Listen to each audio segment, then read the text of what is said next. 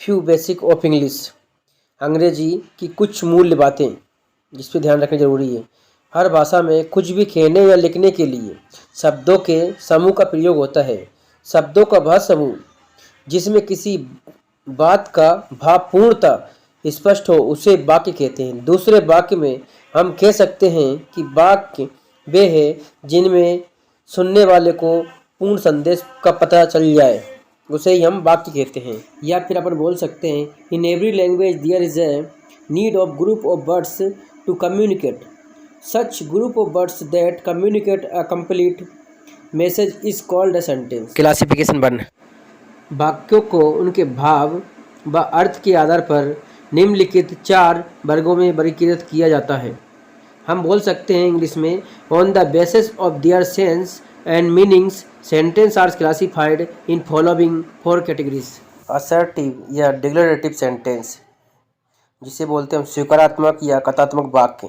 ऐसे वाक्यों में कुछ बताया जाता है या किसी बात का वर्णन होता है, कोई भी बात, चाहे वह एक तथ्य हो या एक सोच।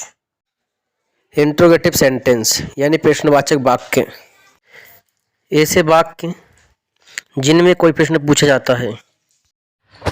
इम्पेरेटिव सेंटेंस यानी आज्ञा सूचक वाक्य, ऐसे वाक्य जो आज्ञा, आदेश या प्रार्थना व्यक्त करें।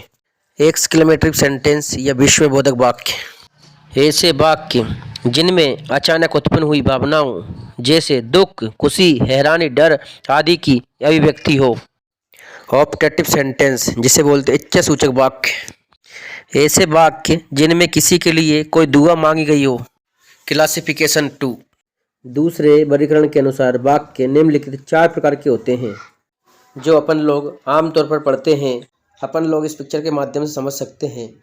अफर्मेटिव यानी सकारात्मक वाक्य, नेगेटिव मतलब नकारात्मक वाक्य, इंट्रोगेटिव मतलब प्रश्नवाचक वाक्य, नेगेटिव इंट्रोगेटिव मतलब नकारात्मक प्रश्नवाचक वाक्य। सेंटेंस 3 चीज़ों से मिलकर बना होता है जिसे हम बोलते 3 parts of sentence. Subject means कर्ता, वर्ब मीन्स क्रिया और ऑब्जेक्ट मीन्स कारक। सब्जेक्ट वह होता है कर्ता, सब्जेक्ट वह होता है जिसके बारे में वाक्य में या तो बात हो रही हो या फिर वह किसी कार्य को यानी किसी काम को कर रहा हो। दूसरे शब्दों में सब्जेक्ट किसी भी कार्य का प्रमुख केंद्र होता है। सब्जेक्ट कौन कौन से होते हैं आप लोग जानते ही हैं, आइए करके देखते हैं। सब्जेक्ट 2 तरह के होते हैं, सिंगुलर यानी एकवचन, प्लूरल मतलब बहुवचन।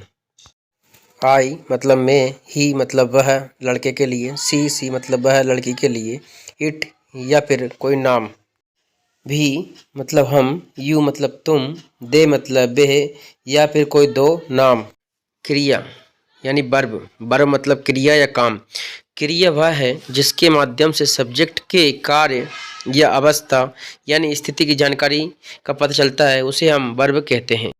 क्रियाएं भी 2 प्रकार की होती है, मेन वर्ब और हेल्पिंग वर्ब, जिन्हें हम एक्सिलरी वर्ब भी बोलते हैं।